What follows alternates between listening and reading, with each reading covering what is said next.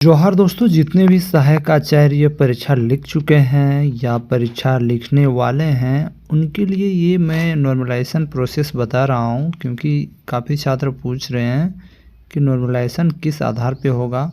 तो जेएसएससी ने अपने साइट पे एक फॉर्मूला जारी किया है, उसको आप लोग खुद से भी देख सकते हो। तो यहाँ पर मैं बहुत ही आसान तरीके से आपको समझा रहा हूँ, इसलिए लास्ट तक ज़रूर देखिएगा। और खोरठा के नोट चाहिए तो आप हमसे संपर्क कर सकते हैं, नीचे नंबर दिए गए हैं।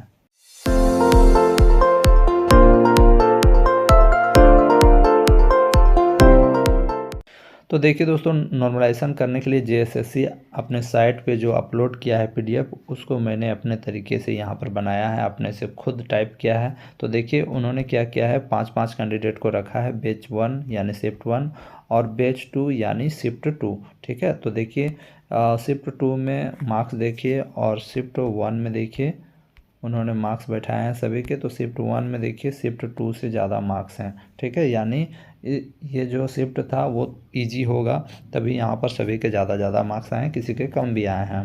तो जितने अधिकतर जितने लोग मार्क्स लाएंगे ज़्यादा तो वही देखा जाएगा, एक दो तो कम लाएगा ही। ठीक है, एसएससी क्या करेगा दोस्तों, आप सभी के मार्क्स निकालने के लिए, आप सभी के नॉर्मलाइज स्कोर निकालने के लिए सभी कैंडिडेट्स का यहाँ पर देखिए ये जो मार्क्स है इसका एवरेज मार्क्स निकाल दिया है, यानी सभी को कैलकुलेट करके 5 से डिवाइड कर दिया है। तो आया है 132.8। यहाँ पर देखिए 5 गलत है, 132 पॉइंट दोस्तों 8 इसको समझे। ठीक है, यहाँ टाइप करने में मिस्टेक हुआ है, 132.8 होगा, यानी ये हो गया आपका एवरेज मार्क या एवरेज स्कोर कह सकते हो। उसके बाद दोस्तों बेच स्टैंडर्ड डेविएशन आप सभी का निकाला जाएगा, जितने भी कैंडिडेट हैं सभी का निकालेगा। और उसके लिए जेएसएससी आपका ये जो फार्मूला है इसको फॉलो करेगा। इस फार्मूला के थ्रू जेएसएससी ने यहाँ पर 5 कैंडिडेटों का जो स्टैंडर्ड डेविएशन निकाला वो 34.637555 ये निकाला। ठीक है, उसके बाद दोस्तों जेड स्कोर निकाला जाएगा। ठीक है, जेड स्कोर निकालने के लिए 123 माइनस 132 इंटू 34.63755, ये देखिए ये जो 34.63755 जो आया दोस्तों, उसको यहाँ पर 123 माइनस 132.8 इंटू 34.63755 करके निकाला तो आ गया 0.28293 माइनस में आया। तो ये माइनस में है इसलिए इसको हम लोग एब्सोल्यूट वैल्यू में लेंगे, तो इसको 0.28293 लिए। ठीक है, अब इसका पी जेड निकालना है दोस्तों। 8293 आ गया, ये हो गया जेड। अब इसको आप पी वैल्यू निकालेंगे, तो इसको पी वैल्यू निकालने के लिए आपको कैलकुलेटर यूज करना होगा, साइंटिफिक कैलकुलेटर, या आप ऑनलाइन में जाके सर्च, आप जाके Z score to P value ये सर्च मारोगे, कैलकुलेट करोगे तो आपका बहुत सारे वेबसाइट आ जाएंगे, वहाँ पर आप ये डाटा पुट करोगे 0.28293, तो वहाँ से आप कैलकुलेशन कर सकते हो। तो यहाँ पर जब कैलकुलेशन किया गया दोस्तों, तो पी निकालने के लिए 0.3886153 ये आपका आ गया दोस्तों पी। ठीक है, ये पी निकाला गया कैलकुलेटर के थ्रू, और इसी प्रकार आपका पी भी निकलेगा, सभी कैंडिडेट का पी निकलेगा। तो इतना निकालने के बाद ये बहुत ही इंपॉर्टेंट है पी निकालना। ठीक है, ये आ गया आपका जेड से फिर इसको पी में कन्वर्ट करते हैं ये रूल के थ्रू। उसके बाद A1 का स्कोर ऐसे करने से देखिए फुल मार्क्स 200 का था, तो आपका भी फुल मार्क्स 300 का है, तो आप 300 से मल्टीप्लाई करेंगे, 300 इंटू 0.3886153, तो आपका जो मार्क्स आएगा वही आपका मार्क्स रहेगा, ये आपका फाइनल मार्क्स रहेगा।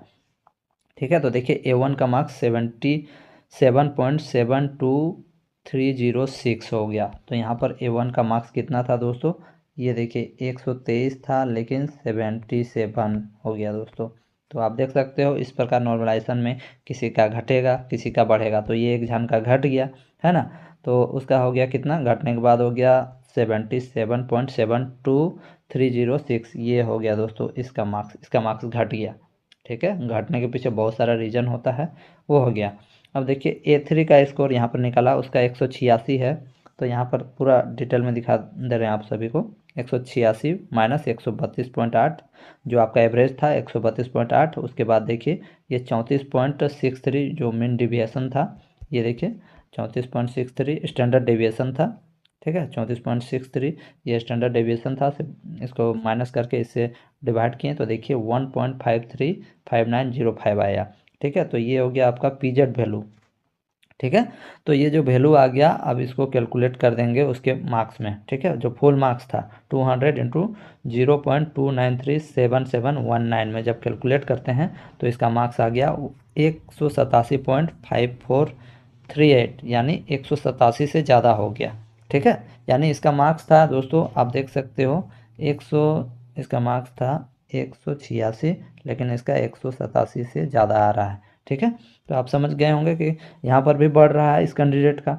उसके उसके बाद आप देख सकते हो दोस्तों, उसके बाद आप देखिए बैच 2 में, यानी शिफ्ट 2 का जब एग्ज़ाम हुआ तो यहाँ पर देख सकते हो कैंडिडेट्स का मार्क्स थोड़ा कम कम आया। तो यहाँ पर आप देख सकते हो, यहाँ एक उदाहरण दिखाया है जेएसएससी आप सभी को, ये सब आपको वेबसाइट में मिल जाएगा जो मैं आपको दिखा रहा हूँ। तो यहाँ पर B1 का जो स्कोर है 118 था, लेकिन उसका जोड़ घटाव यहाँ पर मैं डायरेक्ट दिखा दे रहा हूँ। उसका जो वैल्यू है सभी को मैं यहाँ पर दिखा दे रहा हूँ, ये देखिए ये पीजेड वैल्यू है और ये देखिए फुल मार्क्स है इंटू जो पी आया दोस्तों, जेड स्कोर टू पी करते हैं, है ना, जेड स्कोर को पी में कन्वर्ट करते हैं, उसके बाद जो वैल्यू आता है उसको फुल मार्क्स से मल्टीप्लाई करते हैं, उसके बाद जो मार्क्स आएगा यही आपका फाइनल मार्क्स रहेगा। तो 185.94 ये कैंडिडेट का आ गया, जबकि इसका 118 था, यानी इस फॉर्मूले से इसका नंबर बढ़ गया। यानी किसी का नंबर बढ़ भी सकता है, किसी का घट भी सकता है, इसमें बहुत सारे फैक्टर्स होते हैं दोस्तों। उसी प्रकार यहाँ पर B4 कैंडिडेट का देखिए, इसका मार्क्स 100 था, इसका मार्क्स 100 था, लेकिन कैलकुलेशन करने के बाद भी 100 ही आया, यानी 100 में 100 भी रह सकता है, मतलब किसी का जितना आया है उतना ही रह सकता है। हो सकता है इस कैंडिडेट ने बहुत सारे जो होंगे ऑप्शन उसको टिक नहीं लगाया होगा, लेकिन इसमें नेगेटिव मार्किंग नहीं है तो कोई दिक्कत नहीं है। ठीक है, B3 स्कोर देखिए, यहाँ पर कैंडिडेट का नंबर कितना था, इसका कुल यहाँ पर देखिए 56 मार्क्स आया, 56.65 मार्क्स आ गया है नॉर्मलाइज करने के बाद। तो देख सकते हो इसका 82 था, लेकिन इसका नॉर्मलाइजेशन प्रोसेस करने के बाद दोस्तों इसका मार्क्स आ रहा है 56। ठीक है, 56 आ रहा है। तो इससे आपको क्या पता चलता है दोस्तों कि यहाँ पर 118 है, तो ये मार्क्स 187 भी हो सकते हैं, बढ़ भी सकते हैं। 82 है तो यहाँ मार्क्स घट भी सकते हैं, यहाँ पर मार्क्स घट गया था। और यहाँ पर देखिए 100 है तो 100 भी रह सकता है।